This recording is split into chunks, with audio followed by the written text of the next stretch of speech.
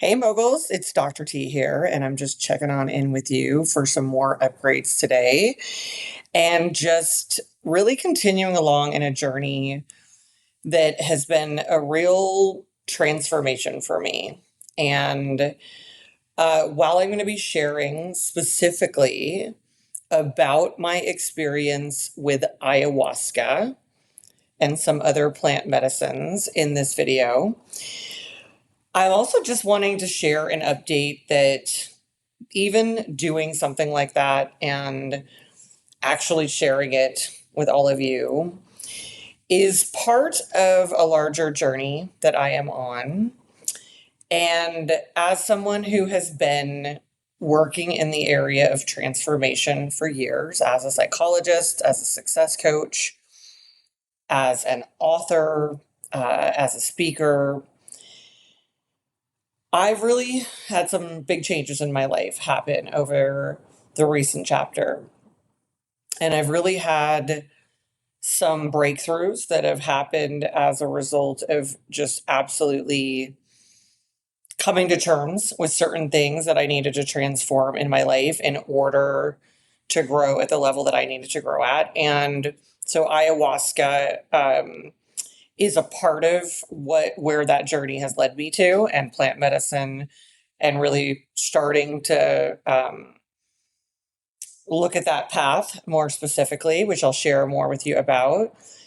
Uh, but it's something I've just been wanting to share more of, which is that after years and years of doing transformation on myself, then eventually becoming someone who created a company where I spent years doing that. The company for years was Dr. Tracy Inc.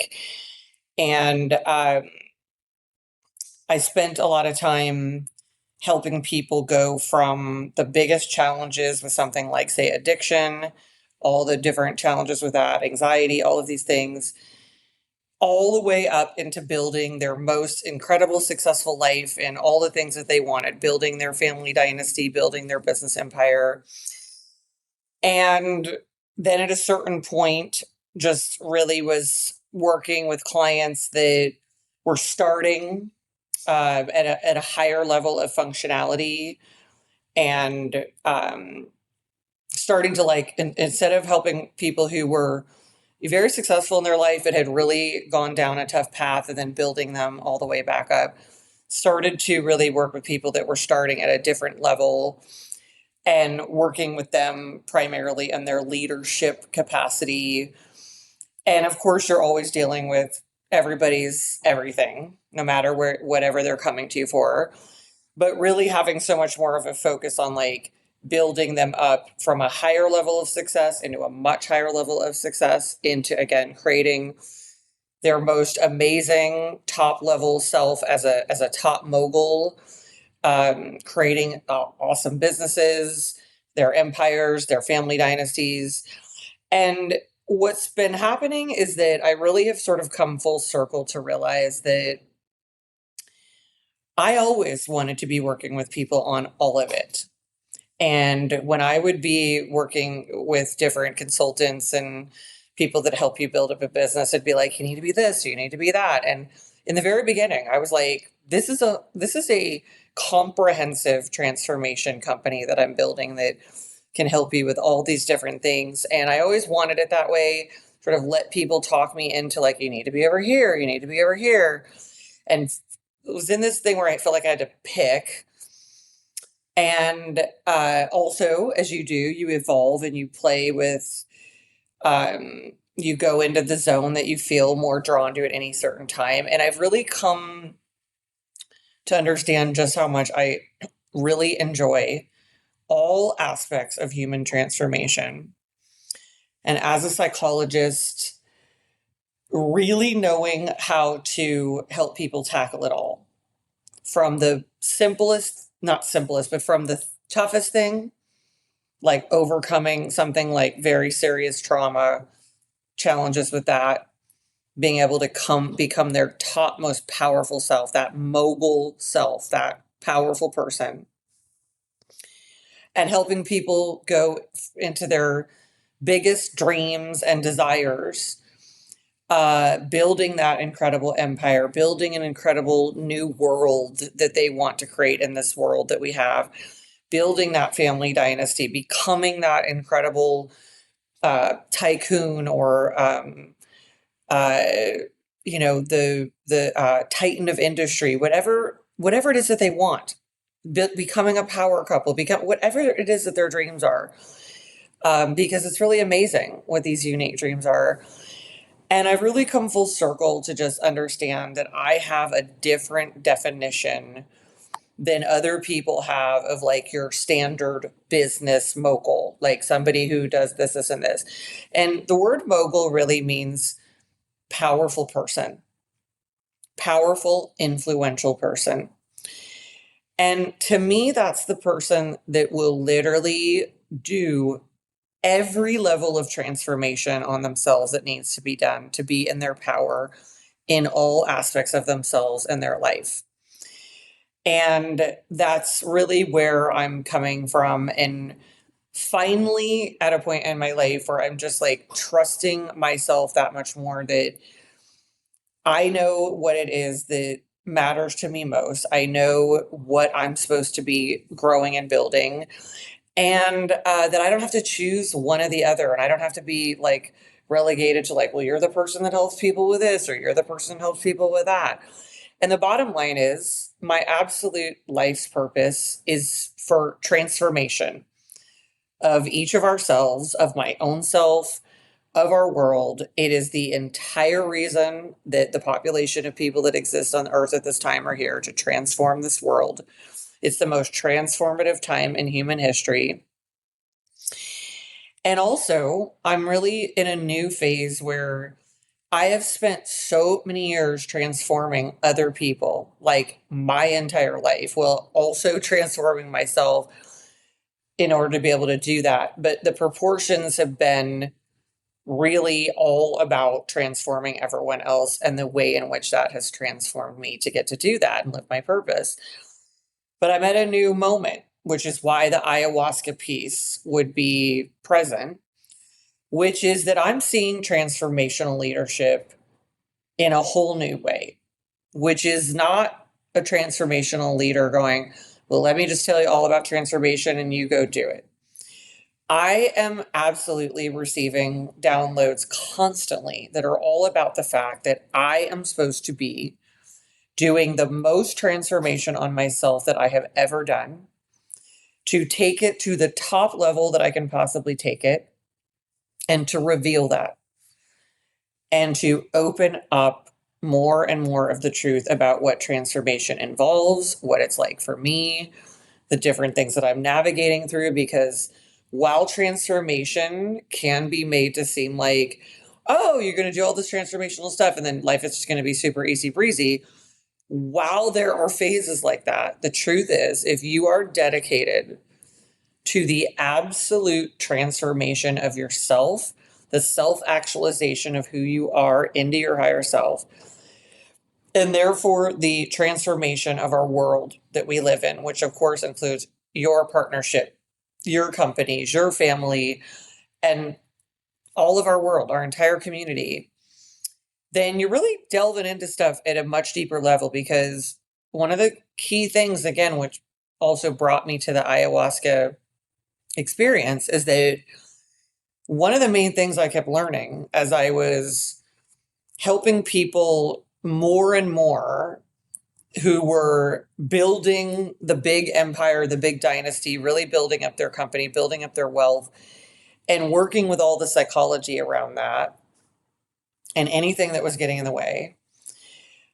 And also seeing this in my own self, was that anything that was not transformed within the person, the leader, and each of the people on the team, was literally just limiting where that person's life could go, where their company could go, how big their empire could be, if they could build a multi-generational family dynasty or not. And that has absolutely been true in my life. It's been true in the life of my families that I've been a part of. It's been true in the life of everyone I know. And because there really is no separation, your personal self and your professional self, there is no difference. I mean, let's get real. So, in tying all this together, so we don't have to separate, like if you're a doctor of psychology and you're working on mental health, and this is different than working on your business and professional life and building up your different realities over here. There is no difference. It's all one reality. We are all reality makers. It is one reality. Everything is you and what you're creating in the world. And whatever isn't transformed within you, no matter how hard you work and you could put in 24 hours a day on something. But if you don't have things transformed within you, you will hit a ceiling. It will continue to keep you there. You will stay in plateaus. You will not go to a level of creation that is any better than what your foundation is. And if you have cracks in that foundation from things that are unhealed in you, things that you're not aware of, that are unaddressed in you, traumas that have never been even known to you, you will not be able to create at your maximum optimum potential. You will not live out your full purpose. And I just kept seeing that and needing to do all kinds of different things with my clients. Also, because our success rate was so very high, when I would see this at all and clients would struggle with it, would just torture me. And I was able to also, I can just say this, really come to understand that I was also experiencing that in my own self because I was doing so much transformation of other people. I needed to go to the next level of my own transformation. It was impacting how much bigger of a role I could play and the impact I could create and what I could build. And it was also in all the people around me. It was in my partner at the time, my ex-husband, is in my family members, is in my team and their family, their partnerships. And we were working on transformation all the time, but there was like levels that there's just levels that we need to go to. And so I have made a new level commitment, which is again why the ayahuasca has become part of my journey. And I've made a commitment to transformation that, quite honestly, is the biggest commitment I've ever made. And it's also it's a bit scary because I am committed to revealing this transformation. I'm committed to, instead of just doing transformation with people, training people in transformation, talking about it, maybe even talking at people without even realizing it, I'm committed to sharing what transformation is like for me. And I'm really committed to that authenticity. In fact, I didn't realize I wasn't doing it in the way that I really now understand that is best. It's also a time that I think humanity can handle seeing transformative leaders and coaches and authors and all of that reveal more of what it's really like to go to try to ascend to a higher level, and also need to realize you have to go to a deeper level within yourself. And some other things that have been driving this is that um, when you are trying to go to a certain level and everybody teaches you like hard work is the thing, like it's more than that. It's your emotional transformation. It's everything that you're willing to look at, everything you're willing to address. And as I was hitting certain ceilings and my clients were, I was seeing that there were just areas where people were not willing to go to. Um, and also areas where myself and my clients wanted to go to in order to deal with things, address things within relationships, say within our families or partnerships. And just the people in my life, my client's life would not do that. And I'll just speak for myself more now, which is in my own life, there were areas that, like, here I am doing all this stuff, being successful to a certain degree by most people's standards. And there were just areas within my relationships, in my former partnership, which I did have to transition from, in my family relationships and some of my friendship relationships, and even some of the ways I was operating with my team, that were just functions of old dynamics that I just tried everything I could to shift from them so I could live the most authentic life possible. And those things were so entrenched around me that it just wasn't happening. And I had to make some pretty radical changes in my life because I'm more committed to the transformation of myself, knowing that is my most important role in the world, to change the world, so that that transformational process in myself can bring that about in other people, can bring it about in the world. And I'm more committed to that than keeping all of the relationships that I had that I really valued and kind of felt like if I didn't keep them, like I kind of thought I would lose everything. And I know that people can relate to that. And I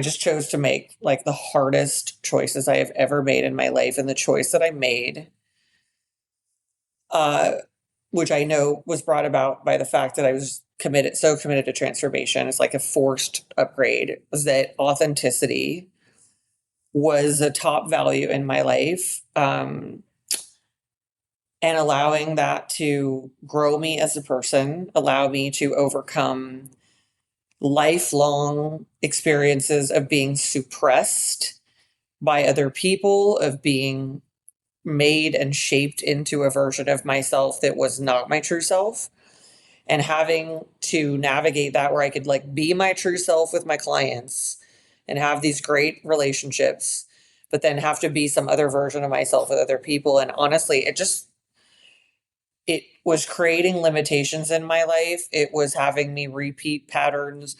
And it was honestly like living a double life without fully realizing it.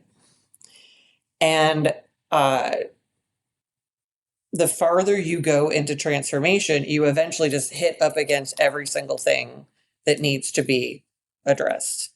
And then you can get stuck in that because you feel like, well, oh, what am I gonna? I'm gonna lose everything in my life, and people just want to hold on to everything. And I completely relate to that. I know that experience intimately because we're afraid we're going to lose it. And you know what? You might lose some stuff. It's probably going to happen because when your life is built on an inauthentic version of you and you start to shift it, your life is now going to be built on an authentic version of you. And the things that are not authentic are not going to be there anymore. And I think that's a good thing. But I think most of us are not willing to actually transform and be in the process. We're fine with like, okay, I'll be at the end of it and I'll be like, okay, great, it's all over now. But we don't want to be in it. And I completely get it. And I think that's why more of us that are in this work need to share what we're doing, what the process is like. And I love that that's happening. And I just wanted to join in on it and add my contribution to it, which is also, again, kind of scary.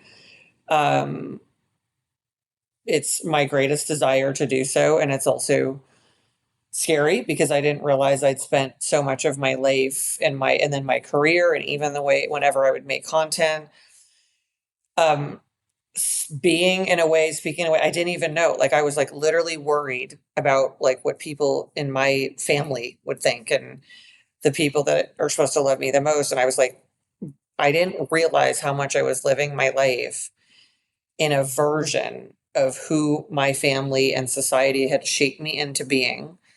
Because most people know me as being very, very outspoken and very independent. But I was living a very suppressed version of myself and deathly afraid to like get in trouble with the people that I love the most, who are very wonderful people and also they can all just scare the shit out of me. Um, and I can actually say that now on video and not be worried about what's going to happen to me because I made some decisions that were the hardest decisions I've ever made to live in a certain way and honestly break away from anything that does not, anything and anyone that doesn't allow me to live an authentic version of myself. And I am still fairly newly in that process. I feel like an infant in it, and it's incredibly intense. It's the most intense thing I've ever experienced in my life. And so I, as I share about ayahuasca today, and I'm about to do that here in a moment, I'm just sharing with you that what the divine guidance that I am receiving is to literally go to the absolute depths and most biggest level of commitment to transformation that I've ever done. Different modalities of transformation, go all the way in for it. Because when you've been doing transformation for a lot of people in your life, one of the things that I realized is that I was really longing for more of it. And as much as I love all the people that I've helped, I'm someone that will like go there. I will go where I need to go. And, it may at moments look a little rough, feel a lot rough. Um, but the alternative to me is just not acceptable anymore. Like I can't live.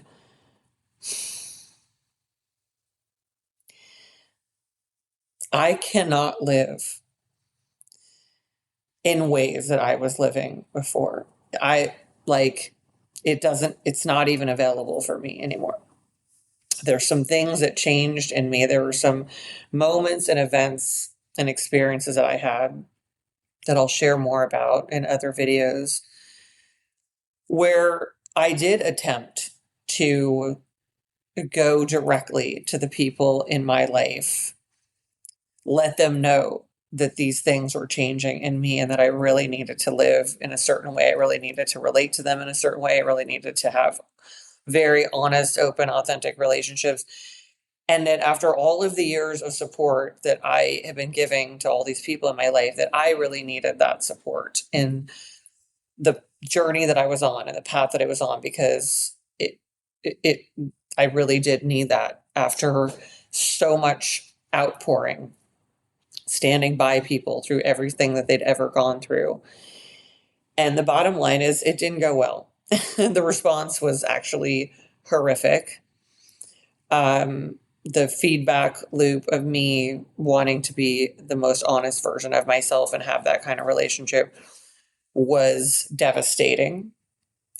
It was full of abandonment and avoidance and neglect. And I can say that now and say I just only wish all those people that have been in my life the absolute best. That is my true self. And it's also quite a journey to do the thing that people are afraid to do, which is to go there, find out the thing that you're the most concerned about happening is actually happening, and live out the results of that. Uh, which is, which can be a very lonely journey. And yet, when you go toward your highest intentions, your highest values, and the process of transforming and what is necessary to transform from your old life to the most authentic one, the new one. It's important to the good news is there's all kinds of transformational modalities, because while transformation is amazing and you experience all these great new things, it's also full of grief. And I finally am recognizing that that is one of the challenges that people experience with transformation that I just hadn't thought much about. That when you're upgrading to something better, there's also a grief with what you're leaving behind. And so, more about all of this in other videos to come. But one of the things that I have been doing in transformational prioritization and commitment is a variety of different modalities, because there's also the trauma of separating from people in your life, who you've been attached to, and who, again, if and this is just my journey, if it's similar, if you have something similar, I really honor you in that. But um, for me, getting the feedback, getting the experience that my authentic self and who that person is and the health that they want to live in, the way they want to have healthy relationships after a lifetime of unhealthy ones, just to stay together with certain people. Um, it can be very traumatic to then receive that awareness of the thing you're most afraid of and then need to move on. And again, there's the grief, there's the trauma. And so I've been working with different modalities for trauma healing and recovery, because the more that I recognized how much of my life I had been made to or complied with being sort of required to live in a suppressed, inauthentic version of myself in order to have close familiar relationships, in order to have um, society's acceptance of me and all of these things, um, the more I realized how much trauma I had experienced from being pressured and recruited and socialized and conditioned and programmed into a certain version of myself. And I believe that that's the absolute ultimate reason that people experience traumas that come from the system into their family system, into each individual, and just keep perpetuating themselves. And so I was finally able to recognize that no matter how successful I'd become, that when I was looking at being the most authentic version of myself that I've ever been, and quite honestly, coming into one of my greatest desires, which is to be one of the world's most authentic people, that needed to start with myself. And I started to really be able to uh, allow in more of the truth about what my life experience had been like. And instead of just looking at like the data with all these successes that I'd had, I'd looked at the truth of how it felt inside to have to be a version of myself to be acceptable, how that was then playing out in my work, in my business, in my partnerships, and how much I felt like I was in a prison of needing to be a version of myself. And when you do it over a lifetime, you get to a certain stage of life, you kind of run out of gas for doing it.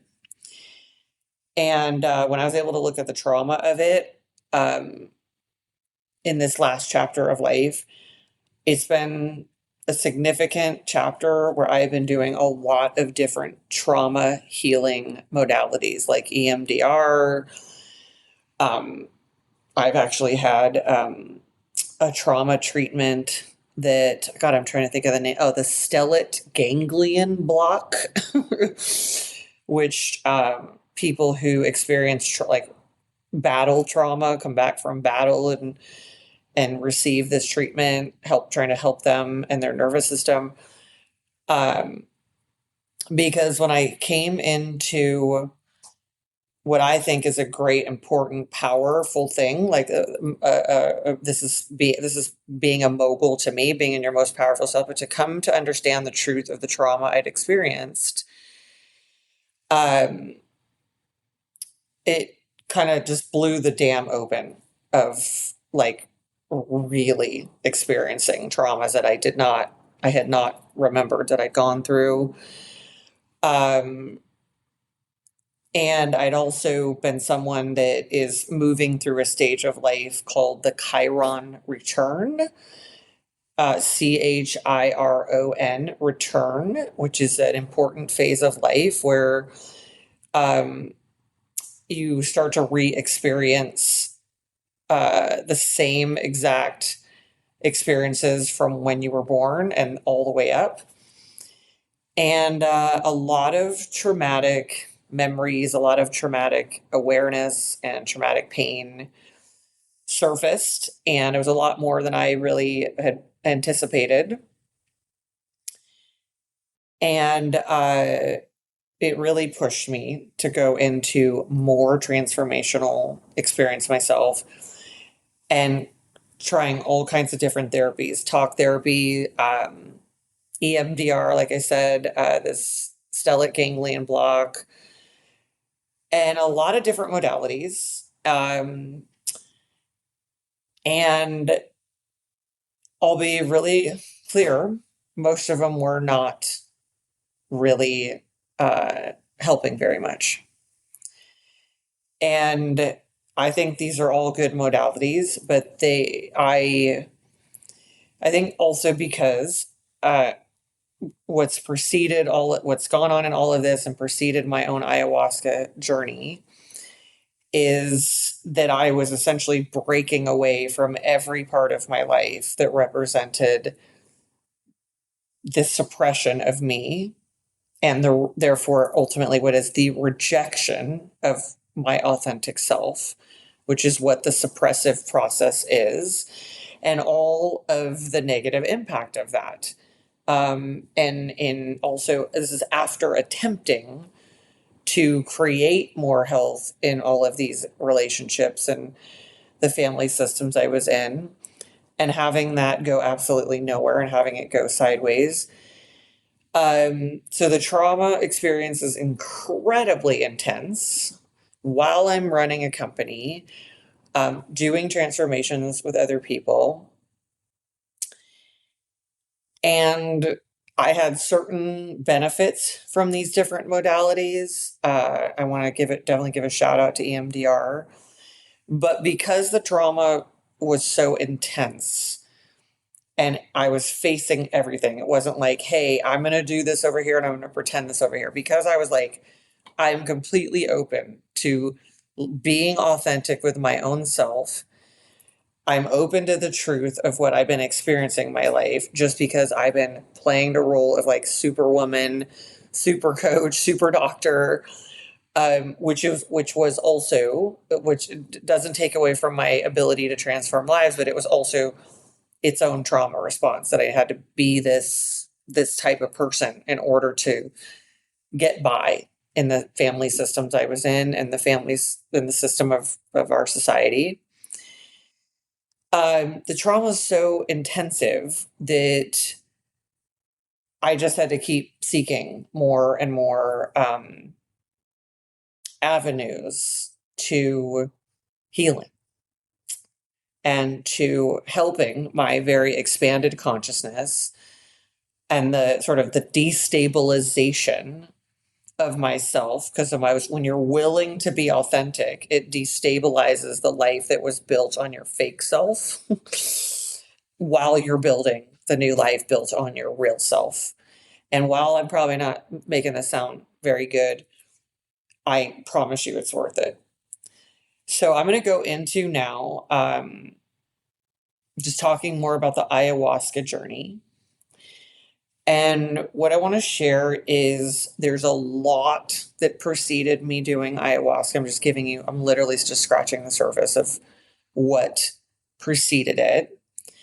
But going into it,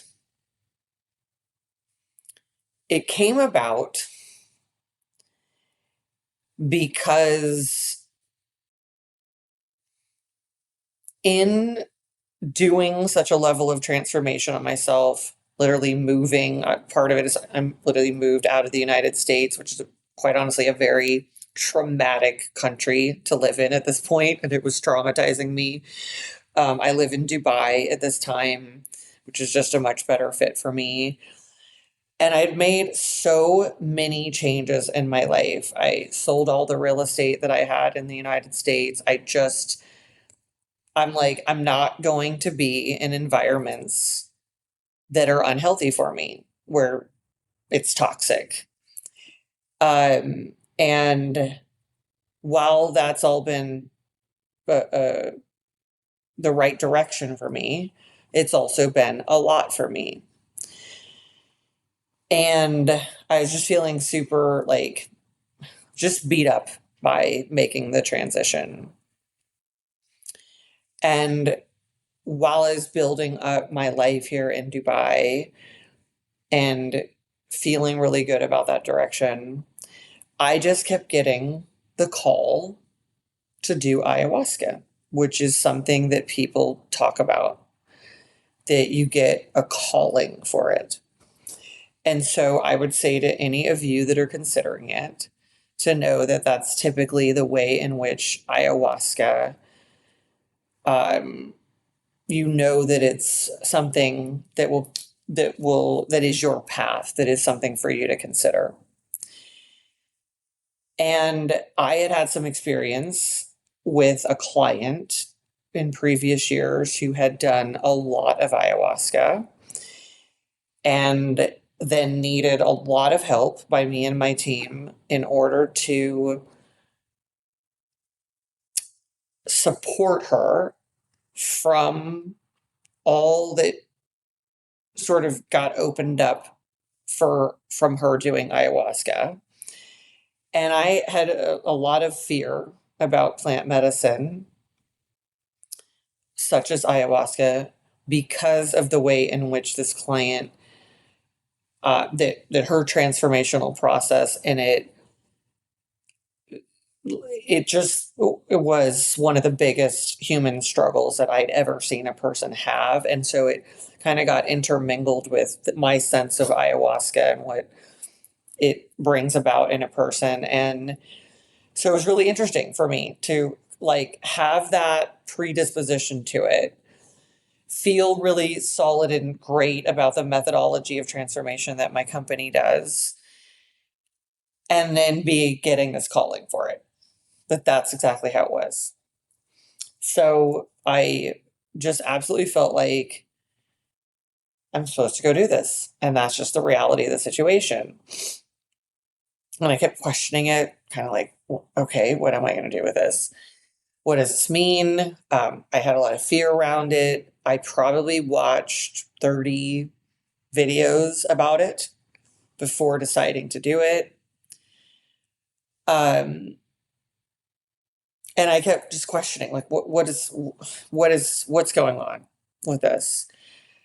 And I thought, okay, there's maybe some healthy fear around it. But I also, the more I investigated it, the more I began to recognize like it literally is calling me. It's like telling me, come and let me help you. Help me nurture you through the upgrade that you're in. And while there are a lot of people's videos I watch, a lot of different, especially influencers that are talking about it, Dr. Gabor Mate and people like that. One of the biggest people that influenced me on it, I want to give a shout out to Aubrey Marcus and the journey he's been on and the revealing the authentic self that he is to everyone. And he's such a great inspiration to me. And it's really shown me a lot more of the version of myself that I want to be as a transformational leader. Because I know he's been on this journey for a long time with plant medicine and ayahuasca. And I also know that he went through a lot of hell just being his authentic self for years online, while eventually the world caught up with the things that he was saying and doing. And now there's an alignment. I realize that a lot of transformation is like that. And a lot of us who do transformational leadership can suffer in the fact that we're leading it. And then people are throwing arrows at you. And then later it's like, oh, yes, it's all about this now. This is amazing. And you're like ahead of your time trying to bring people forward. They're hating on you. And then all of a sudden there's an alignment and there's this great moment if you stick with what you're doing. So watching Aubrey Marcus talk about ayahuasca and his journeys just really settled me down. It had me feel more committed to it. And I signed up to go to a retreat in Barcelona. I wanted to go into the jungle, but I didn't want to travel like 35 hours to Peru at this point. And I went to a retreat called Holistica. So shout out to Holistica Retreat. And I definitely had a lot of nerves, a lot of anxiety building up to it because it's the unknown. But I also just found like I could not wait to get there and do it. I was so excited about it. I just was like, whatever it wants to do for me, I can just feel it being like, come here, I've got you, I've got you. And when you have separated from people that you have once been deeply intertwined with and had a certain version of love with, because I now realize that the version of love I was living in most of my relationships was not actually love to me.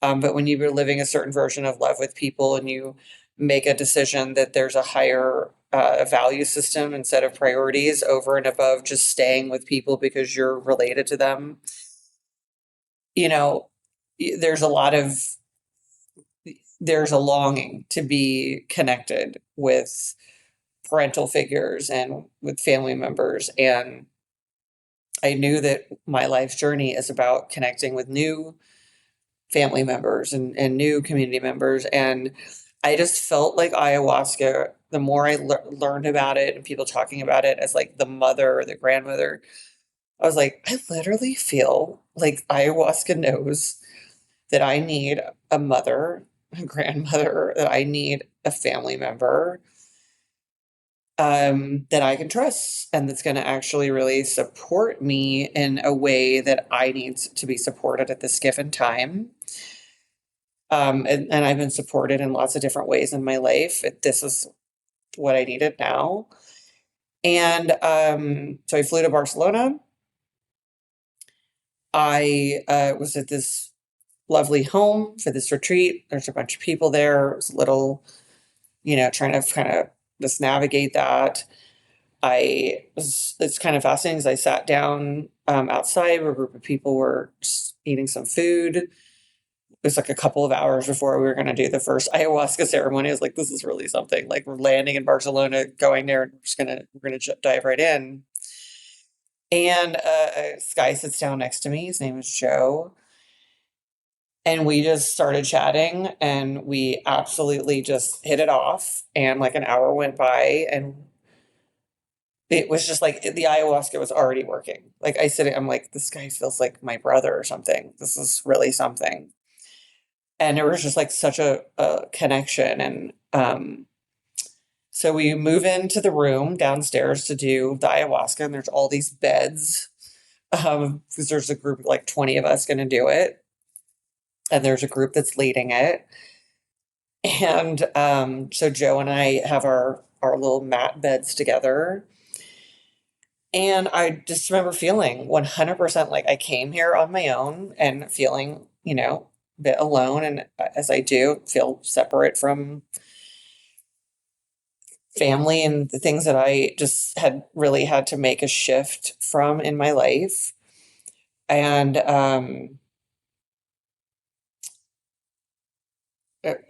the whole process starts, they explain it to us. They're sitting up in this front row area. There's a table, there's the ayahuasca picture of it sitting there. And um, and then there's this process where each one of us is going to go up and drink our amount of it.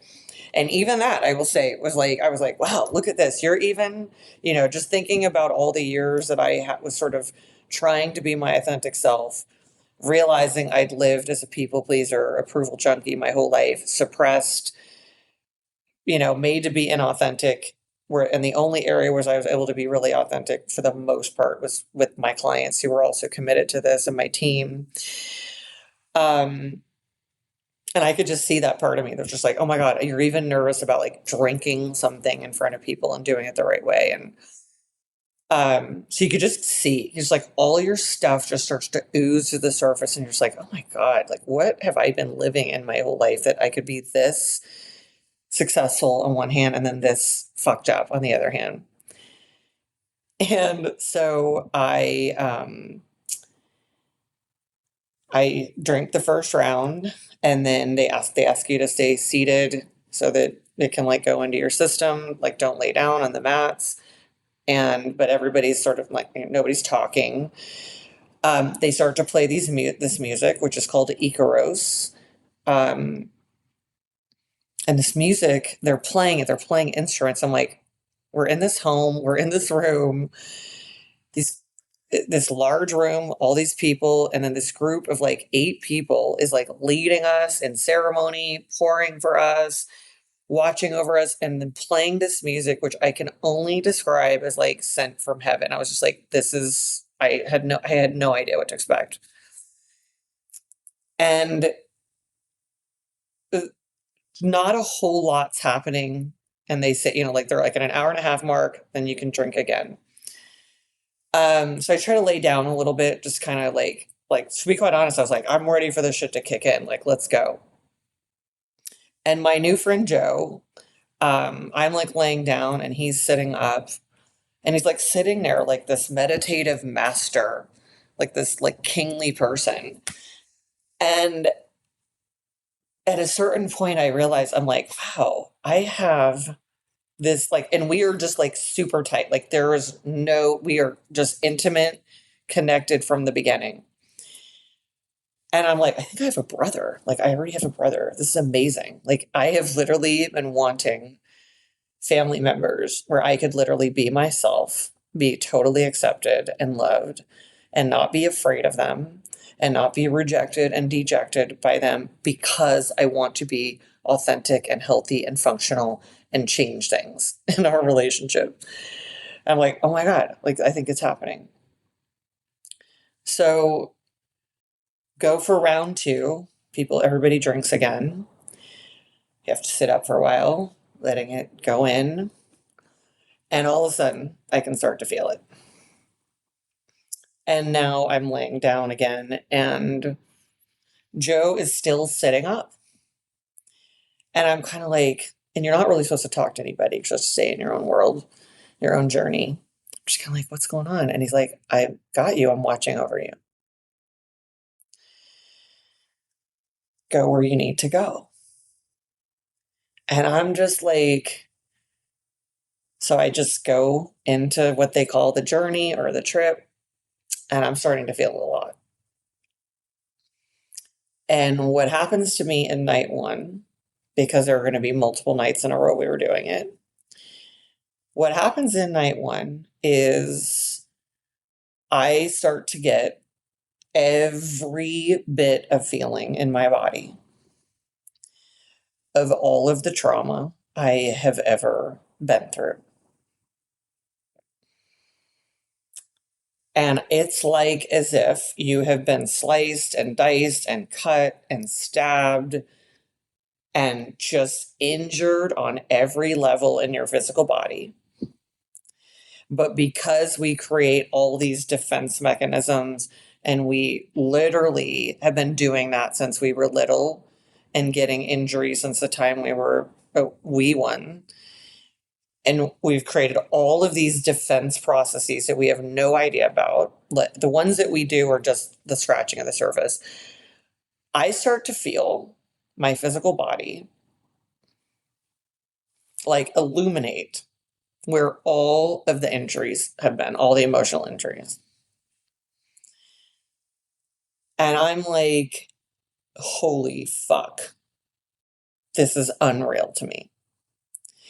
But in my head, I realized like people kept saying, the Mother ayahuasca, will give you everything you personally need to know. This is the mother, this is the nurturer, this is earth. This is a plant medicine. This is a plant that it has its own consciousness. And I'm experiencing this and I am floored because I am like a wounded animal. Legitimately, like moaning, hurting, like, and then I'm trying not to say, trying not to go like super loud because all these other people are trying to be on their journey, which was also not great for me because it was also reliving the pattern that I have been in since I was a little baby, where I was not allowed to feel, I was not allowed to cry, I was not allowed to express things.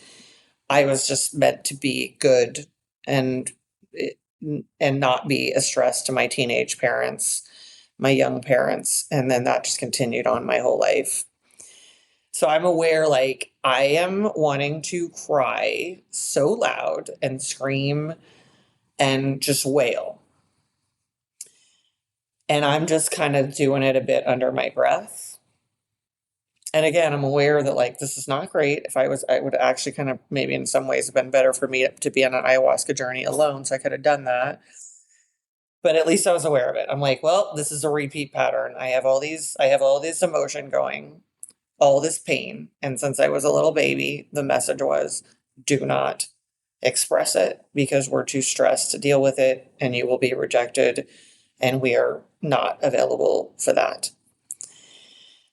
So I'm feeling it and I'm feeling it. And it's like literally illuminating. Like, you've got this gash here, you've got this injury here. And it's like my whole body is as if I have been in a war my entire life, which is true. Now I could say it.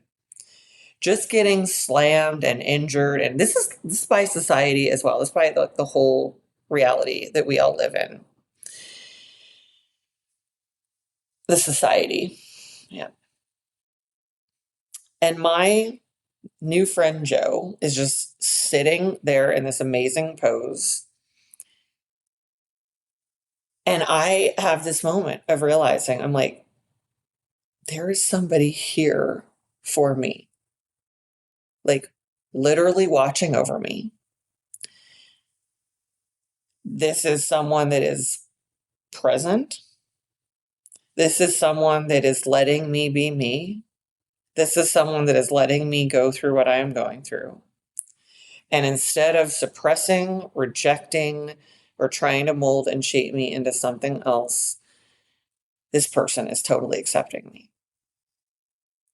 And I'm just like, this freaking ayahuasca shit is like top level because here it is. Like, oh my God, it's happening. I'm like trying to take it in. I'm like, there is someone that is literally like, this is supposed to be his ayahuasca journey. And what he is saying to me is a big part of my ayahuasca journey is that I am stepping into my role as a king, as a person that's the king of my reality. And this is what it looks like to me to be present and be there for people. So it's just this great moment of like, here is this person already, like, this is just organically happening. Like, I don't have to try to do anything. This has been in my field of intentionality for a long time. That is also the method that I teach people is to be constantly in the field of your intentions to create your most intentional reality. So here this is. And I had to keep fighting a little bit of the impulses, which are like, oh no, I don't want him to feel like he has to do something for me. Because remember, spent my whole life, I have to do it for you, but I can't expect you to do it for me. That's been my entire relationship history. Um, uh, and that just comes from being a parentified child that had teenage parents that basically had to suppress all of my needs in order for them to have whatever it was that they needed and wanted at the time. Um, so at this point, the ayahuasca it's a pretty extreme experience. And I'm going in and out, like I'm going deep into it because what happens is what I love about ayahuasca, by the way, oh my God, I love this. This is like, if you want, this is so amazing. It takes you deep inside yourself. So instead of being pulled outside all the time by the world, you're like, I'm pulled out here. I got to do this. I got to do that. I send this email. I feel like before I went into ayahuasca, I hit a point in myself that I realized after years and years, especially of running a company and transforming lives, everything was pulled outside of me. Everything was an outside, like this comes out of me and this goes out of me and this goes out of me. And then the world gives you only a certain amount in. And it's like, it's the consumer culture out, out, out, out. It's like this outside level. I was like, I literally felt like, and I'd recognized this for at least a year that had been turned inside out. I'd gotten to a point in my life where I once was able to live with inside myself. and certain things were given outside and things came in. And now our society has become such to the point that everything, you have to do 5 million things a day, 5 million things a general to run a life when it used to take a handful of things. Because people just keep inventing more things for us to do. And then we have to have this gadget and this subscription and this, and like, it's insane what it takes to run one human life at this point.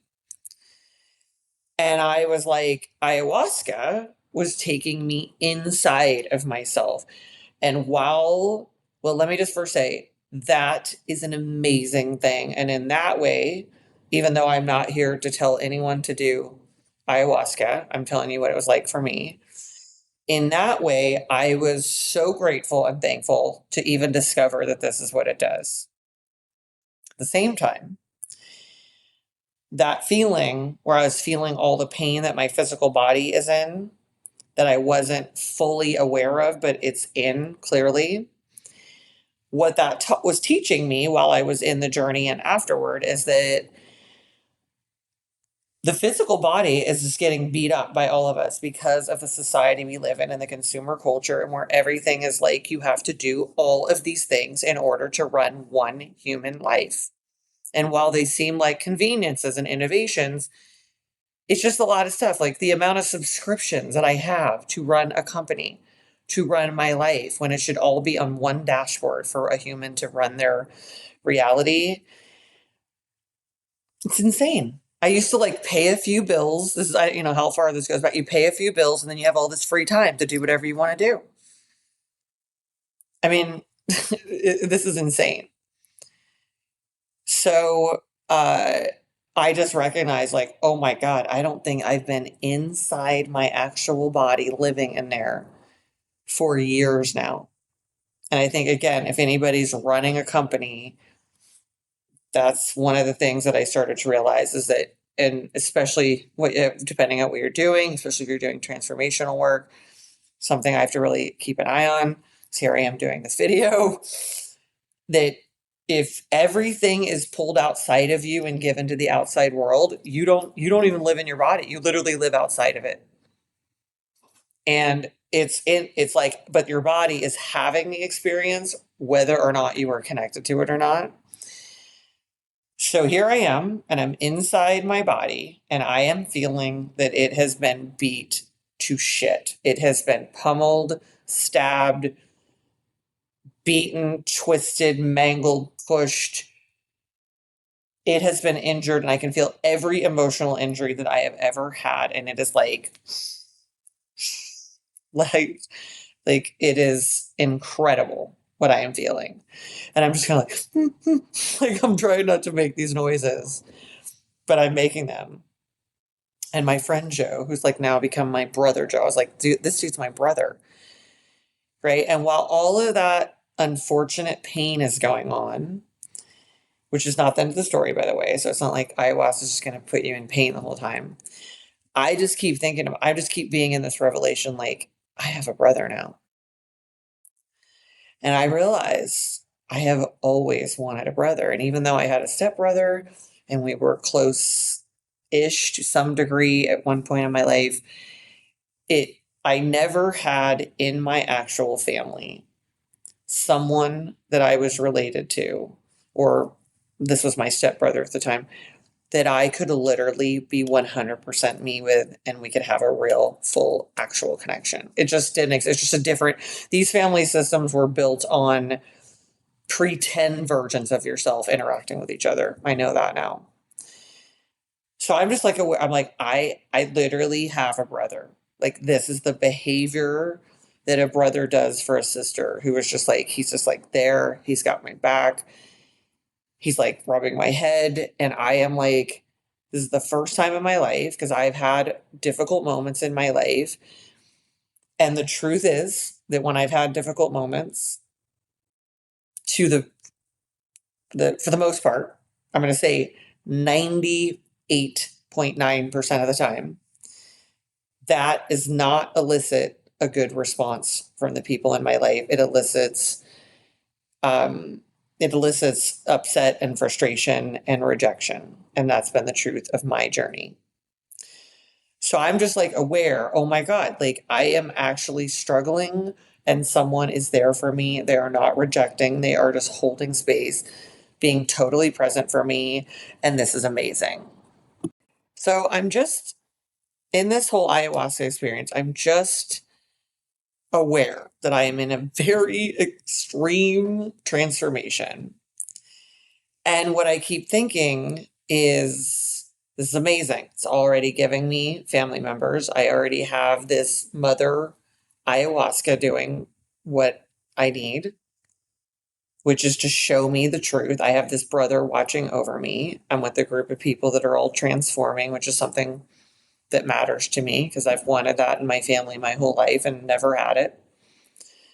Um, and I'm aware though, part of me is just like, how am I going to do this for multiple nights? Like, how am I going to manage all this? But I start to get this sense of like, oh, and the ayahuasca starts to talk to me. It's like, this is just phase one. And phase one is to show you the truth because it's also the whole thing is to show you the truth. And it's like, the truth is, this is how badly you've been injured, living a life of inauthenticity and living a life in the families you've been in, the societies you've been in, the relationships that you've been in, and this is the effectively the trauma history in your body. And it's like searing. I mean, I'm like, oh my God. Like now I can feel everything because I'm actually inside my body, not outside of it. I'm like, oh, shit, this is intense. This is what my body is dealing with. These are the injuries that have been here and God knows how long. And I'm part of me just like, oh my God, how am I ever going to recover from this now, like you want to know, but you don't want to know. And the ayahuasca keeps saying to me, this is step one because you have to know the truth. And I'm like, okay, there's purpose to this. There's phases. There's a method. I don't know how it all comes together, but here it is. So this goes on. This is like 8+ hours. This goes from like 9:30 at night into the wee hours of the morning. You're like you're in it. You're maybe partly sleeping a little bit. But you're tripping, as they say. You're on a journey. And again, part of the typical ayahuasca experience is that they're playing these songs that they call Icaros. And this group that is facilitating this at this Holistica retreat center, they are singing songs that, of course, now I get it. When I was there, I was like, oh, of course this would be.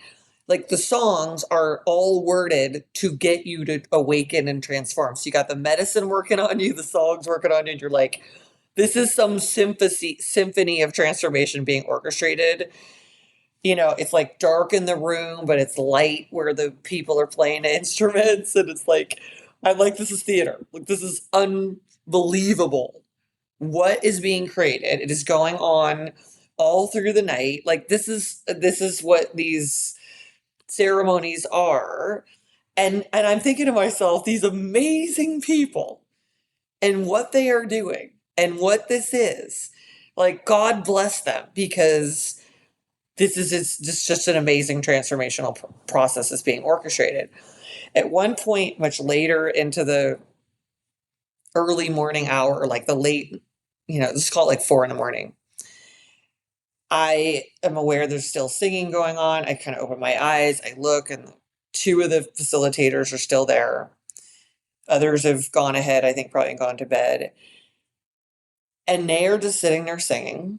And they are like this mom and dad literally watching over us. And I realize that these people have been watching over us for hours and hours, just watching us, just singing to us. Just like, I was like, oh my God, like we're a bunch of kids and they're just literally upgrading us and creating the safe space for us to be us and for us to heal and grow and come face to face with the things that most people will never come face to face because they're scared shitless.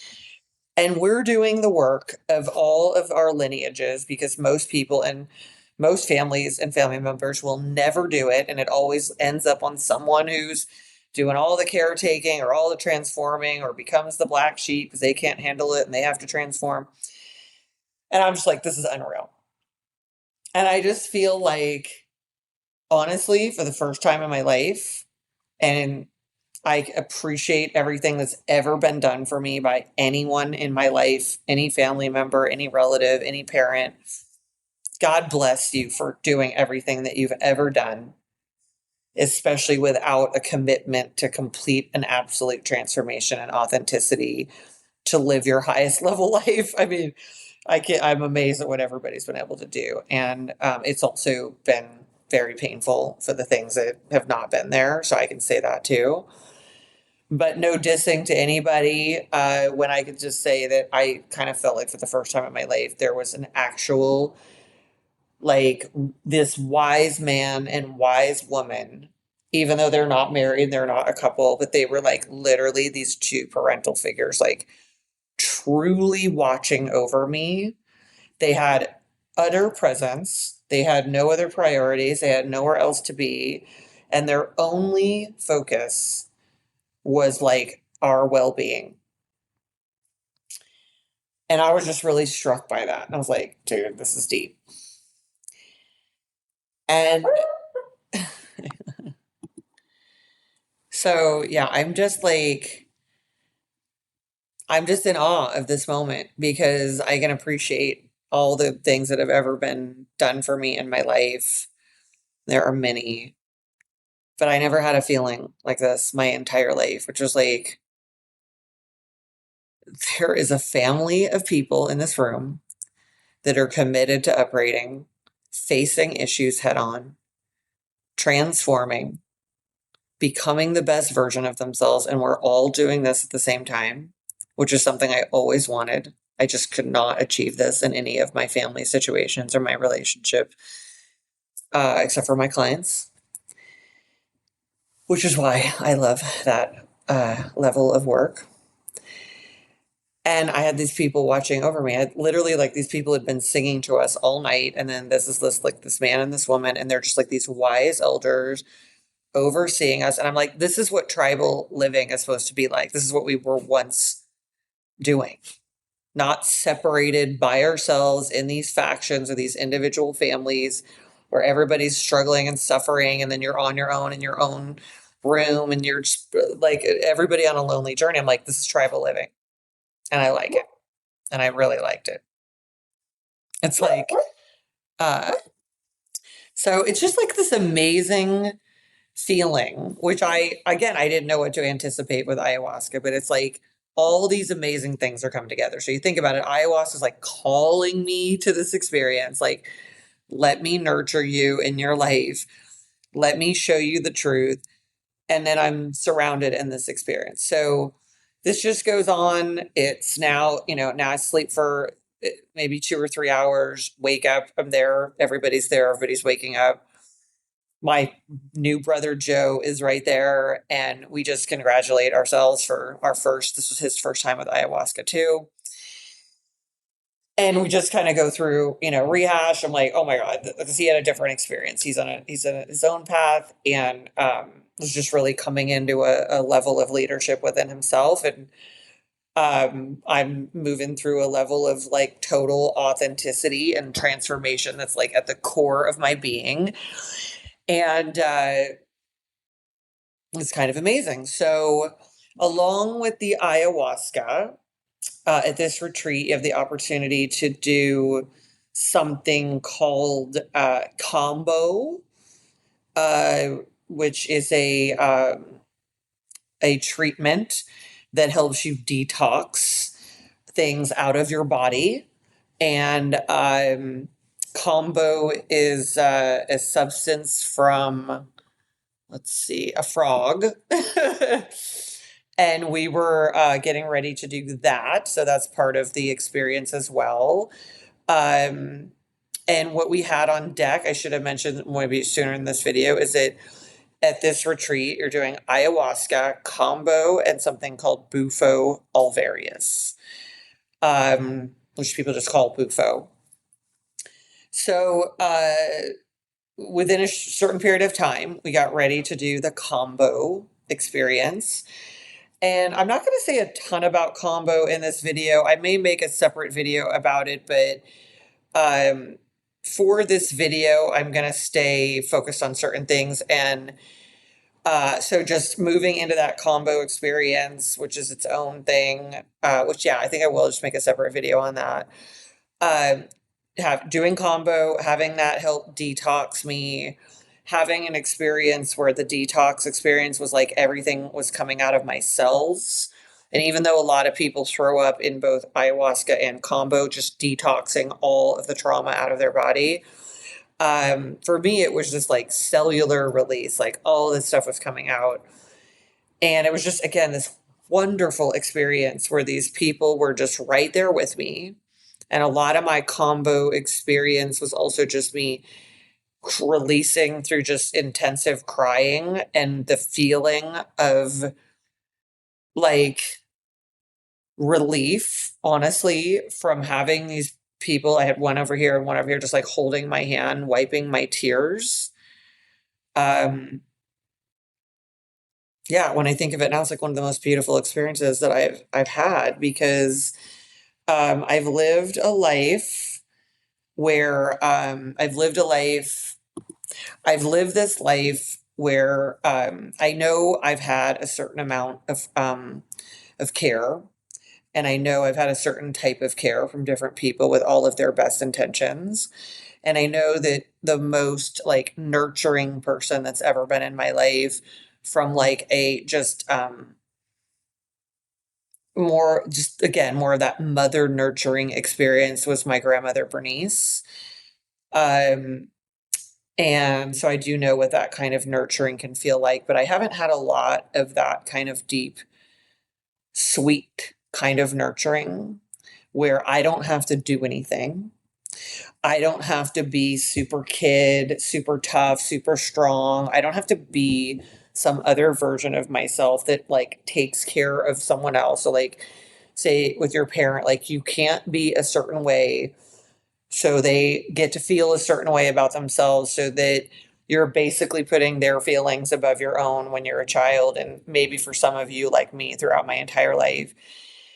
And so you're having to be a certain thing to get a certain type of love, which you never really feel is real love, quite honestly, because it's not even the real you that they're loving. They are rejecting the real you. So that's why you're not being it, which is the real theme of my life's work on myself, is to be my authentic self, love myself, be loved for my authentic self, and experience that as a love that I don't think I've ever known before in this lifetime, because I have been willing and like molded myself into some version of what makes someone else feel better. And so here I am, and these two people are just like, they're just nurturing me. And I like am, by this point, I am so in need of it because I have, went through a really difficult marriage where I was helping all these couples be power couple partners. And I was not able to attain that in my own relationship because my ex-husband did not have the same type of goals as I did. And we should not have been together because we didn't have the same life purpose and tension. They weren't aligned at all. And that was quite honestly the most brutal experience of my adult life, where everything was about just same type of story that a lot of us go through. It's like this guy is like emotionally injured. I'm the trying to be the like caretaker rescue person because I'm so used to being that, and I just get the shit beat out of me in that relationship. Um, and I is coming out of this experience of like being taught my whole life that we're supposed to like that like most of the people, most of the women I've ever seen in my life are like caretaking men who will not do the work on themselves that they have to do. And then, just giving that reality. And that's all the role modeling I've seen is like strong women in my life taking care of men who are quite honestly cowardly about doing their work on themselves, with all due respect to them, because men have kicked ass in life and fought wars for generations and done many noble, horrible things that they had to do, suppressing their own emotions. And no wonder they are afraid to like go into them and become a integrated person. But I just basically had the model of like, you just sacrifice yourself for some man. Oh, sorry, that hurts. Ugh. And not a lot of nurturing was in my life experience. And even at the point where I'd given it to myself, I almost couldn't help myself but to start giving it to like people like my uncle and again people and I was in relationships with. So this moment was the combo experience for me was more than anything, I was detoxing a lot, but I was detoxing the need to be giving in order to receive. And that was really powerful. And as there was this gentleman that was working with me, holding my hand, and a woman on the other side, and they both kept wiping my tears. And my tears just kept coming, and they just kept like, "You're fine." And I was just like free. I was like literally free to be a human. It was like one of the most beautiful things. I'm crying because it's beautiful. And I was really proud of myself for letting that happen, because I have been, as so many of us and so many people in my family have been, living in this pattern of being shamed for being human, and then shaming other people in the family for being human, and then we shame ourselves. And I have been in living a life of such immense shame for being human, and that every turn I ever expressed it, especially to the family members that I really wanted support from, I have been utterly and totally rejected for it. And I'm positive that's what happened to them. And it's just part of the multi-generational process, but it doesn't make it any less painful for me. And I can finally say that. And I don't have to protect anyone else's feelings. I can actually say my own experience. And I'm not here to not tell my experience in order for someone else to feel better. I've done that my whole life. That's my experience. So combo was just a beautiful experience in that way.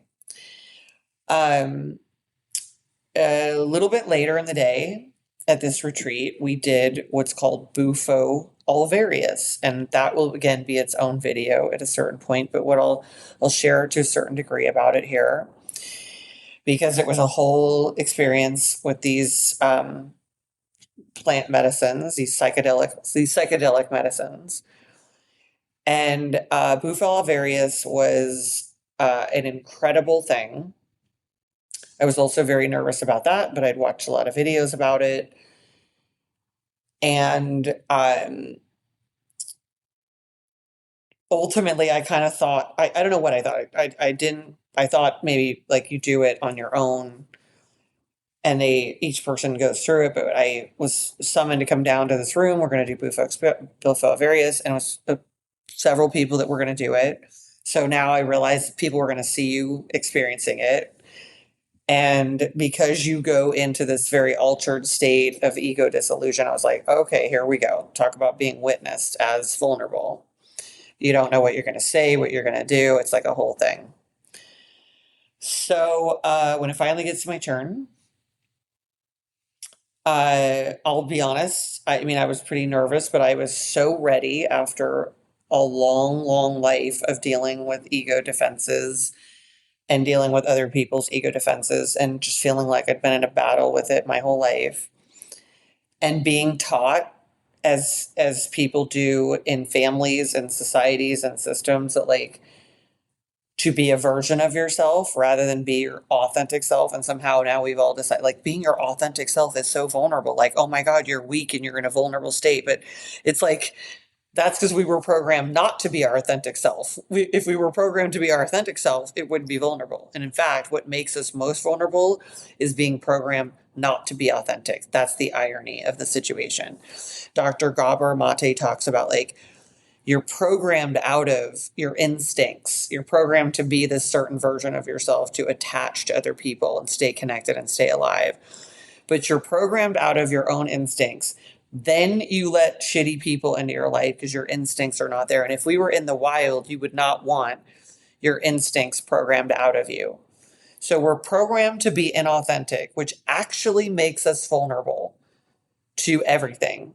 And then we're told that when we're finally authentic, that we're being vulnerable, and that's such a good thing. And while it's a better thing to finally be authentic, it's amazing to me that this is what vulnerability is. It's like fine. And so it's my intention with this video, with the ones that I'm going to continue to make, and my commitment to be so authentic that it eventually just becomes so normal for me that it doesn't end up having to be a vulnerable thing.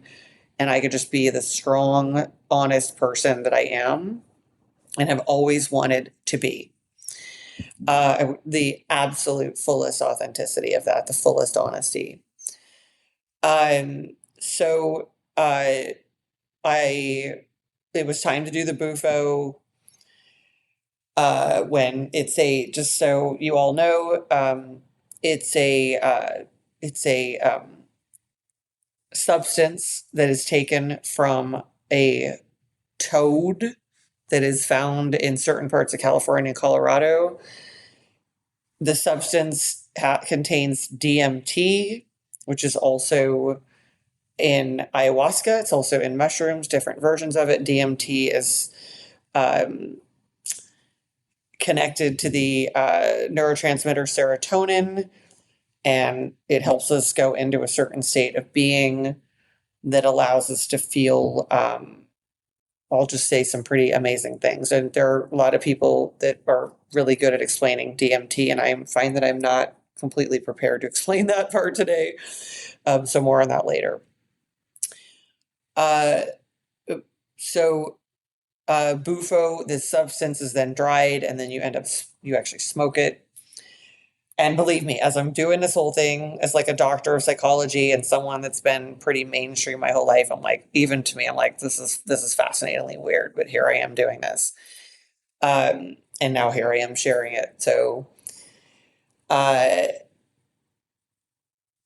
do the thing, you inhale it, you hold it in, and within seconds, you are instantly in it. And I could feel this moment of like going from one reality to the other. And then what a lot of people do is they lay back and they go through an experience that for some people is just so trippy on every level. Some people are very active, getting up, moving around. People have to contain them. For the most part, people are laying there. And what I can tell you is that I felt total freedom. I felt such freedom. I was aware that I was in freedom, but I was doing everything not to be subconscious because I knew all these people are watching me. And I was just like, thank God, this is ego delusion. You don't fucking care. And what was going on, this wasn't the case with all the people I had just observed do it. But what was going on with me is that the way that Bufo was working with me was just having me literally say all kinds of shit that I think I'd been wanting to say for a very long time. And like the not being suppressed anymore was just like, here it goes.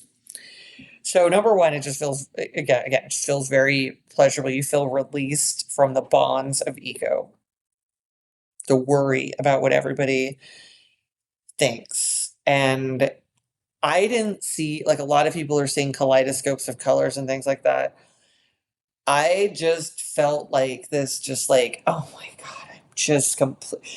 I'm like, I kept saying like, oh my God, let Tracy out of jail. Like I was like realizing I was coming out of jail, and jail to me is the suppression of your authentic self to such a degree that you end up so far, the real you ends up so far removed from your actual self, you're literally locked up and you're like muted inside of you, and you're like, oh my God, I went too far. Like they suppressed me all the way inside myself.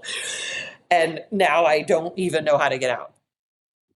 And it was like the Star Wars movie Han Solo thing where he's like trapped in that box. They freeze him in. And I was like, I realized I'd been in that. And I had no idea how long I'd been in that in my life.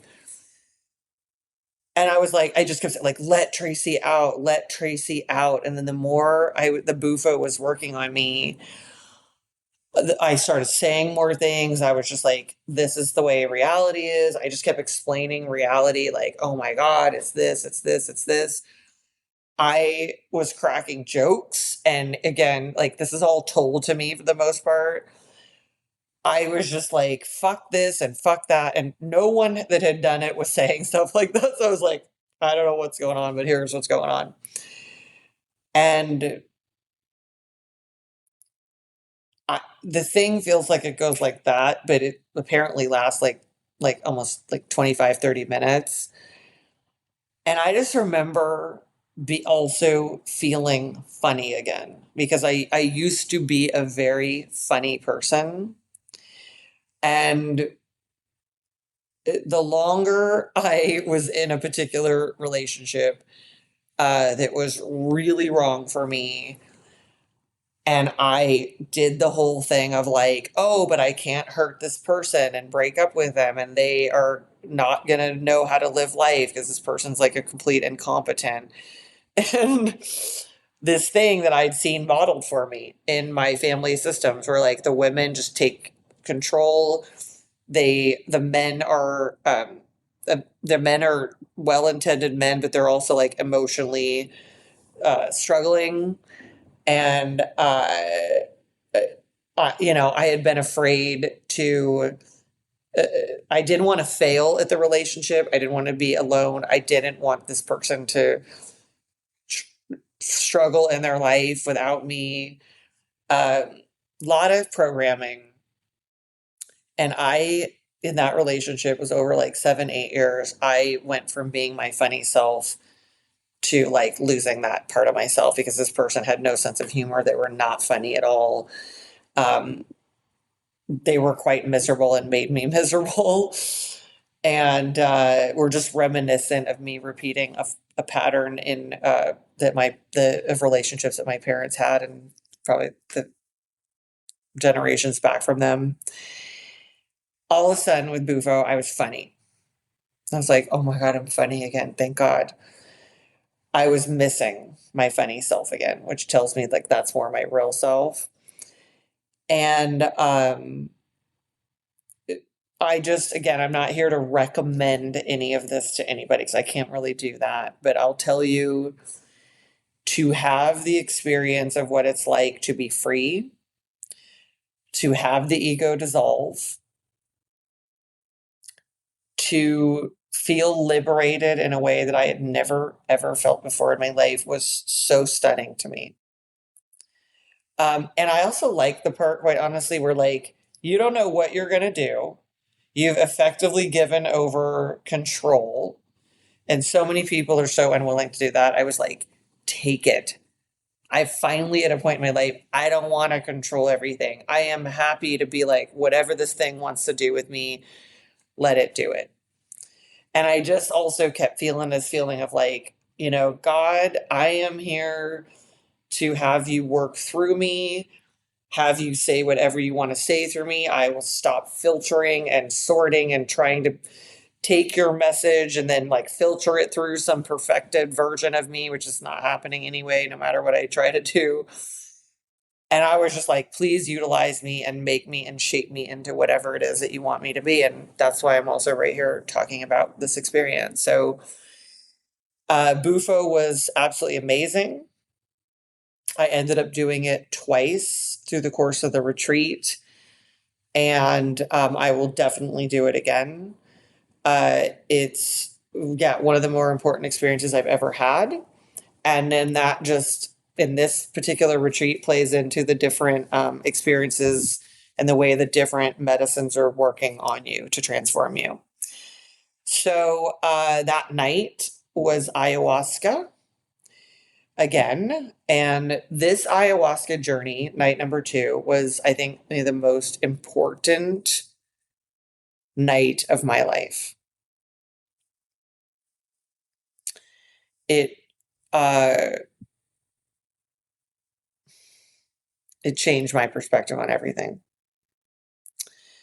And it was progressive because remember, night 1 for me, just different for everyone, was showing me all of the wounding and all of the areas that I need to heal.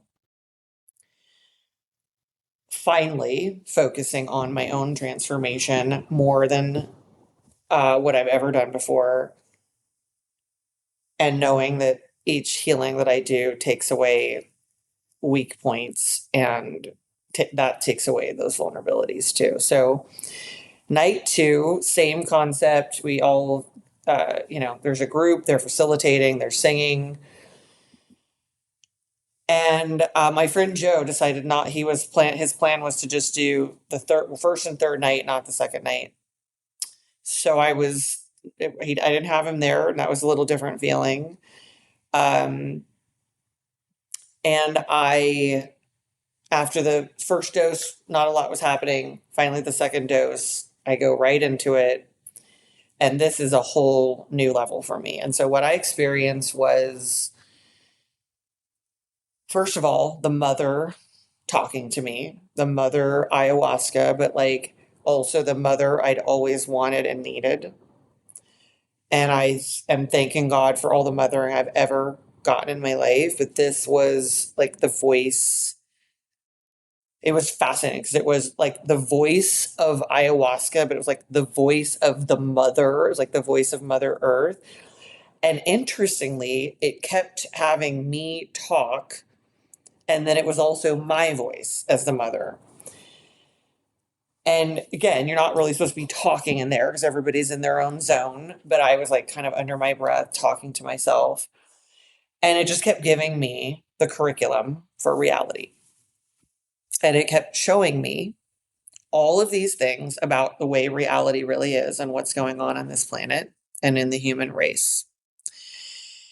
And what it was showing me was also that the experiences that I had been in, um, yeah, I can just say this. The experiences that I'd been in my family were a lot more damaging than any level in which I'd ever imagined them to be, no matter what I'd ever thought. And that I was absolutely right to take a shift in my life and only and really move into a stage where I'm really connecting primarily with people who allow me to be my authentic self, people who want to be that with themselves, and where we can have a mutually beneficial, authentic relationship. And it was really showing me um, how much my family, like so many families in the world, are impacted by the programming of the system. And how it's an entire inauthentic reality field. Family systems are inauthentic, some more than others, mine very much. And that it was really good that I finally awakened to that. And it was like, and you always knew that.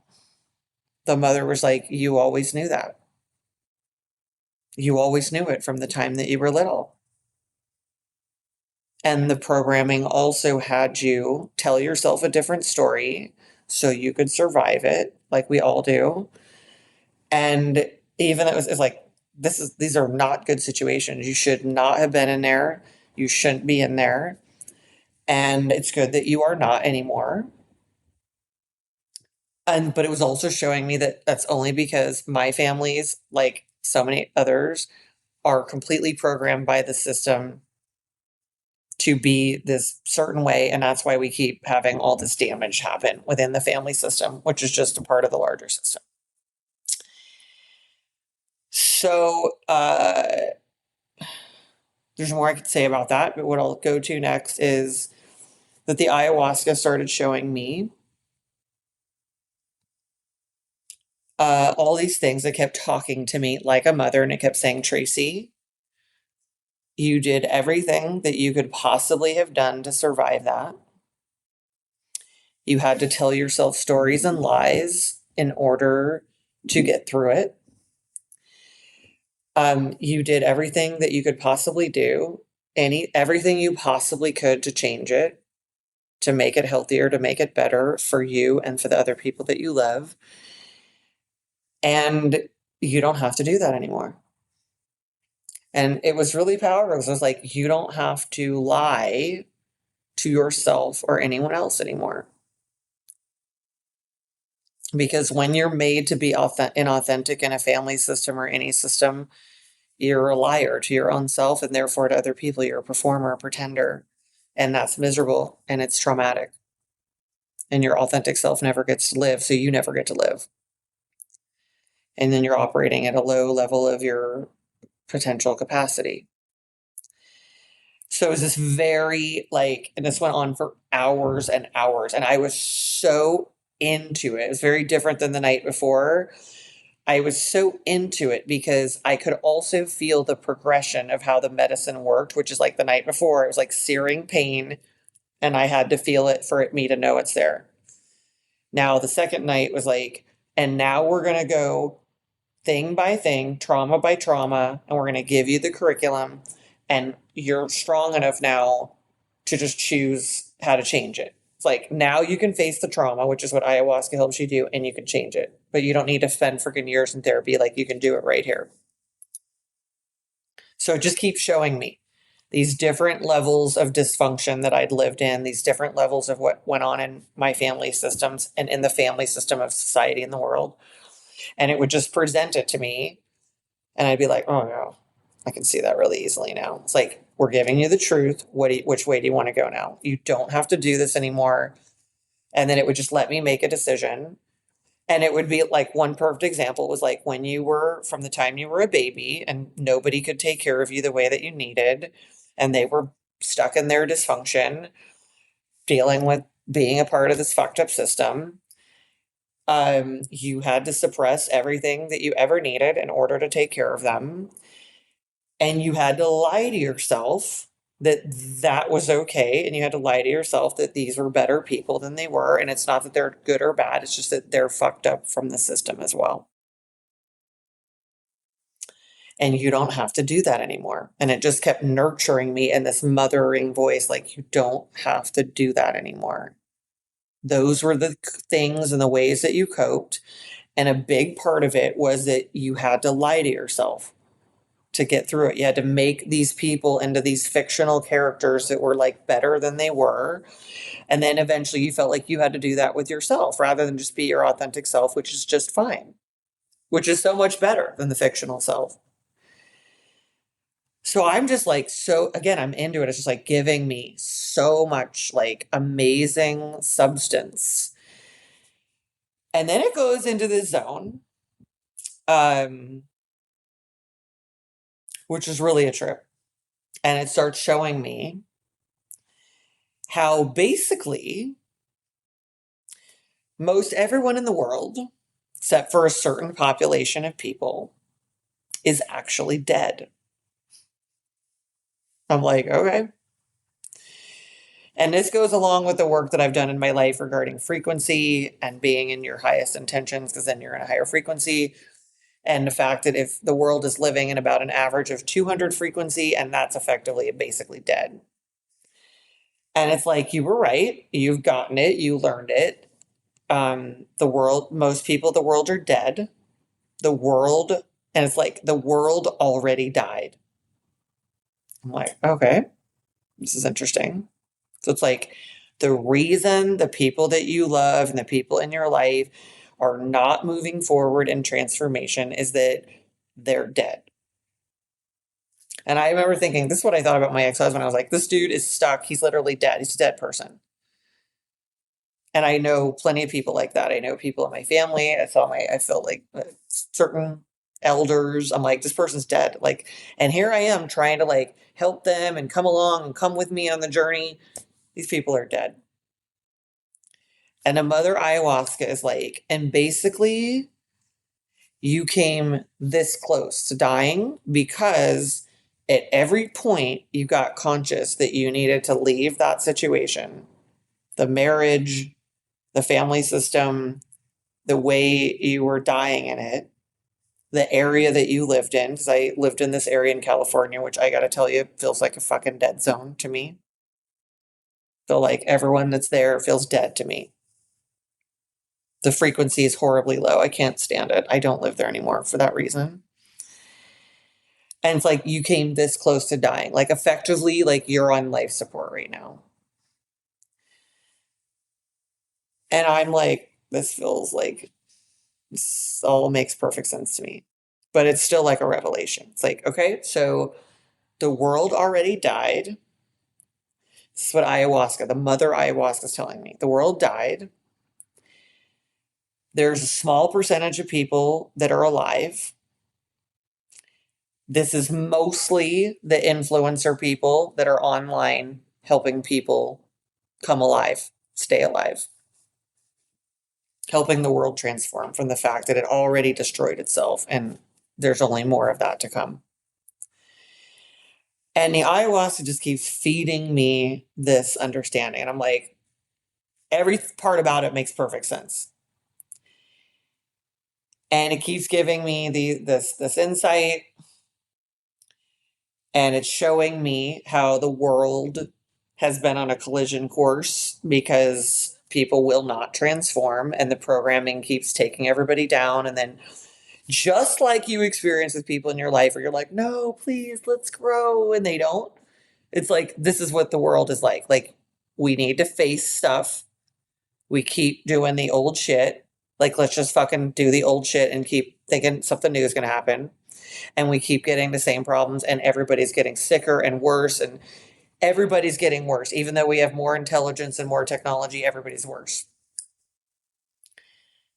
So it's like the parallel of the world. The world has got to, people have got to, there has to be like a consortium that says, we're dead. We killed ourselves.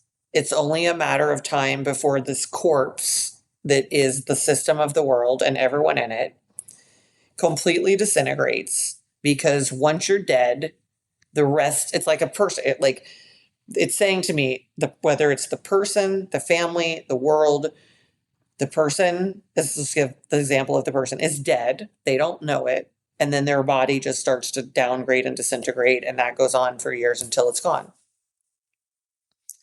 And ayahuasca is like, we're already dead. So now it's time for a group of leaders to completely make sure that people are alive. They're alive, keeping the world going. And some people will be able to be brought back from the dead and be resuscitated, and some people won't.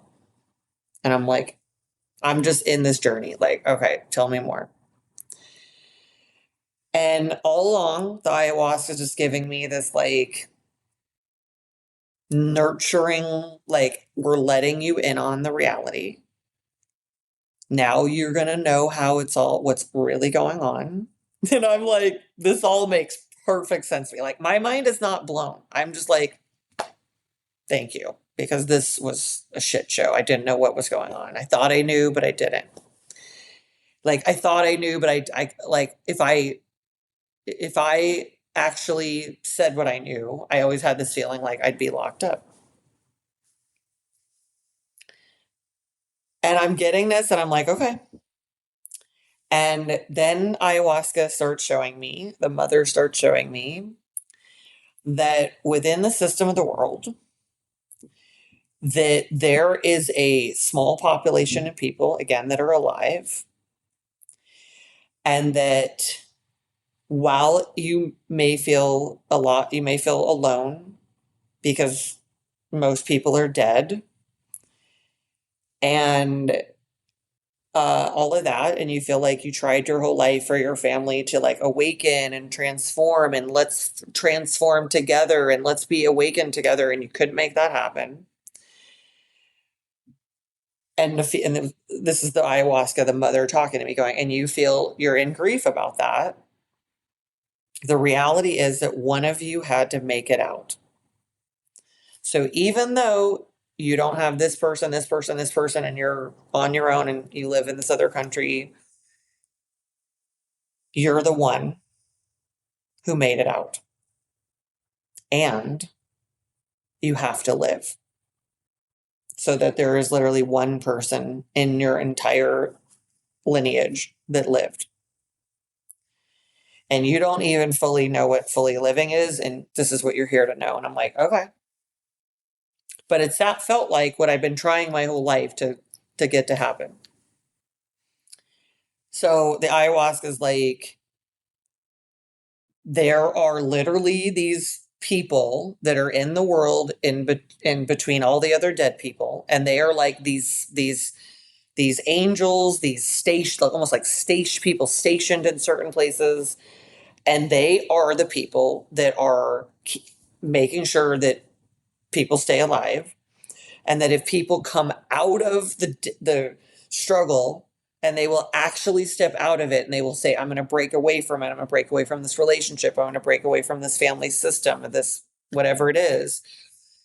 They are like this emergency crew, and they will make sure that you have life support, you're resuscitated, and all of that. Because what the ayahuasca was saying is that to break out of that system, it's going to be rough. You're going to like essentially doing a jailbreak, an escape, and you're going to get kind of injured along the way, trying to come to the surface and to come out of being completely suppressed, completely killed, because an inauthentic population kills the real self and only accepts the performative self. So effectively, they're killing people. People are dead and they think they're alive, but that's why they're getting sick and all that. So it's like, in order for you to fully live, you're going to need to, again, be completely authentic so that you stay alive. And the fact is that most people are inside of there and they are trying and they simply cannot break through to the surface. And most of them never make it out. They just live their whole lives repeating the same thing in the same system. And that even though it's very hard to let go and say goodbye and let whatever's going to happen to them, while you look like you're the weirdo, you're here to be alive. It is the number one thing you're here to do. And for all people, in case they are wondering, no matter what else it seems like are the priorities, the number one priority is for them to live authentically and come alive and stay alive.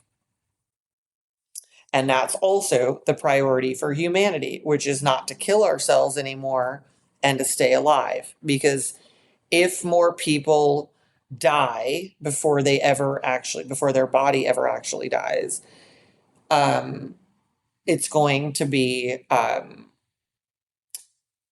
the mass population of dead people is going to be overtake. There are going to be so many of them that all the influential people trying to help, there won't be enough of them, and they'll be taken down from the weight and the whole thing collapses, which is dreams I've had my whole life of that happening. So ayahuasca is just telling me that you have made it, you are alive, you have made it to the surface, but you are barely on the surface. You've broken through, and you are here to stay alive, and you need to live authentically, practice it, do it, and say whatever it needs to be said, and whatever God is trying to speak through you, you have got to let it come through. And you've got to join the group that is alive and join the group that is making sure that humanity stays alive, comes to life, and this is what I'm getting. So it's like all these awarenesses come through my mind. It's like literally people like resuscitating, doing life support. And I'm thinking of this whole group of people facilitating me in this retreat, in this holistica retreat. And I'm like, these people are literally life support. They're literally like bringing us back to life, doing life support on us because we have been killed in this system, injured, traumatized. Now we're in the ayahuasca journey trying to like, and it's just like, what kind of world are we living in where we fucking kill ourselves and then we have to do all this stuff to come alive? And it's the world that needs to change. So I'm just aware, like the whole feeling I have is that somehow I went from the night before feeling all this pain and torture in my body to finally getting the keys to the kingdom and having this sense of what's going on and being like, this makes perfect sense to me. And by the way, it does. And if that makes me whatever it makes me, fine. I'm good with that. I'm putting it out there. Um, and it's just like authenticity plus the intentions that you have for a new reality. These are the keys to the kingdom. What was the most incredible to me was the way in which the ayahuasca progressed through the process and how it just kept making it easier for me to face what I had to face. And that is how trauma healing happens, because if you were not, what they say is that ayahuasca takes you deep down into the truth. You literally are going into it. Now you can actually address it from where it is. But when we try to address it at like a higher level, like I've sat in therapist offices trying to address it, you're just too superficial. You're not down deep enough in it. And then it's hard in like an hour, 2 hours of therapy to go that far down. And if you're not like, seems like if you're not on maybe a psychedelic like that, it's very hard to access that level. So you're only healing cognitively and you're not actually healing the trauma and the vulnerabilities of those wounds, and they just keep getting activated. So I'm just really grateful that I know that. And I understand more why whatever level of transformation I've ever been working on in myself with other people and just in connection and support of people that I love, I can see why everything stays superficial, why it stays on the surface, and then why like you could have somebody who is at a certain level, say they're like a millionaire and they're just trying to make an upgrade and do their thing and go to the next level. And you could have a freaking billionaire and they're trying to go to this level and they're build their dynasty. But the same thing is happening to each person, is that whatever isn't healed within the self, that is an injury that is not known, that then has a whole system of stuff going on around it, which I'm going to do a video about internal family systems and that model at some point. It's basically keeping you from taking things to the next level and expanding and having the full life that you want.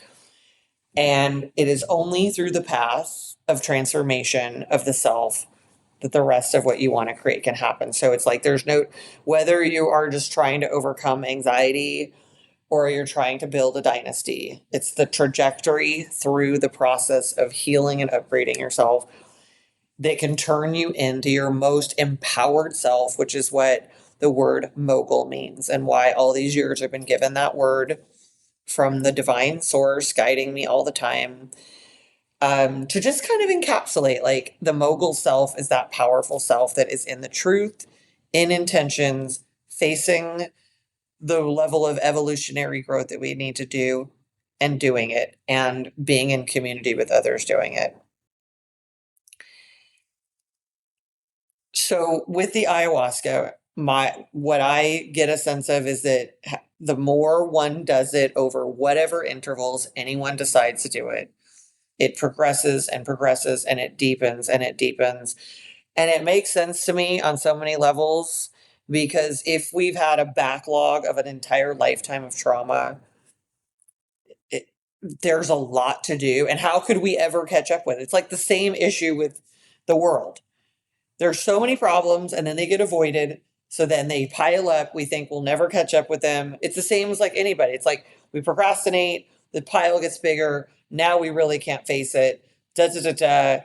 It's the same concept. And yet we must do it. And the good news is the way that you deal with all of it is you use methodologies and things. And again, I'm not here suggesting that you do ayahuasca whatsoever, or bufo, or combo, but methodologies, commitments, focuses that do that level transformation, because for the generations of us that are here doing it, and doing it for all those that came before us that only took it as far as they could, and for those that'll come after us, somebody's got to do it, so that we finally have a population of people that are operating without the trauma, wounding, avoiding it, and getting re-injured and repeating the cycle. Somebody's got to do it. And the path through is, number one, through the authenticity that it's there. Number two, through the deep commitment to transformation and becoming your most empowered self, and what I like to call it, your mogul self. Because again, I don't think a mogul should be like only some business person that's successful in business. A mogul means you're powerful and facing yourself authentically, so you can face the world authentically, so you can do whatever you need to do with yourself to be in intentionality and create a world that is built from your intentional purpose and design and creativity, is the pathway through. So I'll say that my intentions are to do it again, although it's not legal in Dubai. So it means needing to go somewhere else, or have somebody come in. So it's not going to be something I'm doing all the time, but it will be on the transformative agenda. And at the same time, there are other transformational modalities that I am stepping further into. Internal family systems, and that model is one of them. Working with your internal family of parts in order to heal, become integrated. And my sense is the combination of all these things is going to be very productive. And I'm here to share that journey with you. So this is just steps of that process. And what I know is that if you're called to something, whatever it is, there's a reason for that. And there's a lot more than what it meets the eye that's there to happen for you. And so now, right, instead of me just feeling like my whole life I'm going to be in a scenario where there's no one in my family that will talk to me and have honest conversations with me. There's no one that wants to hear about my authentic experience and what I'd like in terms of our family being healthier. Nobody cares what my desires are for how the family can be. That's never been of interest to anybody, and that's okay. I spent my life focused on that and then when I tried to build that for myself, I kept repeating the pattern because I didn't fully understand how inauthentic we were, in my experience, I'll just say. Um, and now I'm just continuing to build more and more connections with authentic people on an authentic journey of intentionality and purpose and upgrading humanity. And from that experience, I've got my new brother, Joe. And I forgot to mention that in that ayahuasca experience, the second night, I was able to connect with another really beautiful brother friend there, Jordy. And we were able to really form an amazing bond of mutual support from that second night of ayahuasca. I want to add that in there because it's really valuable to me.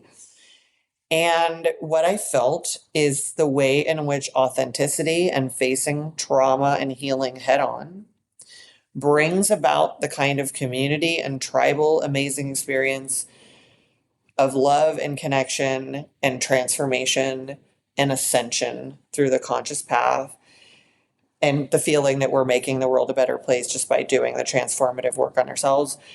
And I have wanted that my whole life. And I do understand now more why the world is moving further and further into community. And we are reconnecting with our tribal roots, because we were never meant to be separate families and separate individuals. And we were never meant to be separated, because if you want to conquer people, you divide them. and conquer them. And if you want people to transform and continue to rise up in revolutionary changes that are phenomenal, you bring them together in community and tribal harmony and connectivity and sharing of prosperity. So that is the ayahuasca journey for me. I hope this has been helpful to you and this helps you get into your most empowered self and transform into that mogul and take on the world and do what you've always wanted to do. Thanks for tuning in, and I'll see you soon. Bye-bye.